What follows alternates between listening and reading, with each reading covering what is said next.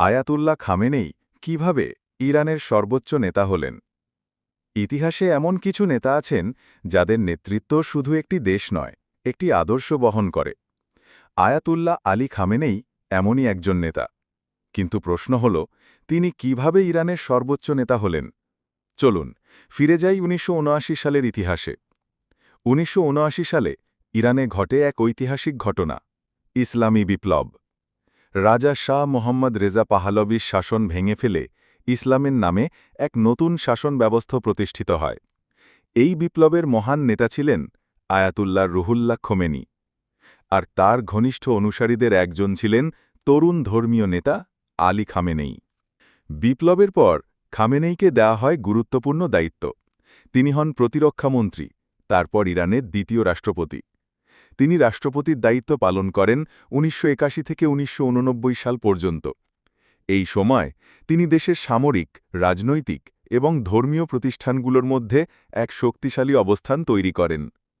১৯৮৯ সালে Ayatollah Khomeini মৃত্যুবরণ করেন। সারা ইরান শোকাহত।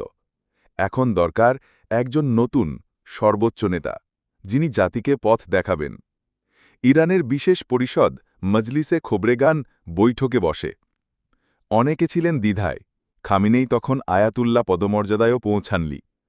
তবে খোমেনির আস্থা, তার রাজনৈতিক দূরদর্শিতা এবং বিপ্লবী গার্ডদের সমর্থনে ১৮৫ জনের মধ্যে সর্বাধিক ভোটে খামেনেই ইরানের দ্বিতীয় সর্বোচ্চ নেতা হিসেবে নির্বাচিত হন।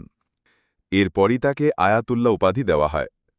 ধীরে ধীরে তিনি হয়ে ওঠেন ধর্মীয় এবং রাজনৈতিকভাবে ইরানের সবচেয়ে প্রভাবশালী নেতা।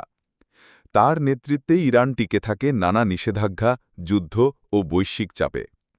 আজকের দিনে আয়াতুল্লাহ খামেনেই শুধু একজন নেতা নন, তিনি একটি আদর্শের প্রতীক, যিনি ইসলাম, বিপ্লব এবং জাতীয় গর্ব এই তিনকে একত্রিত করে গড়ে তুলেছেন এক শক্তিশালী ইরান।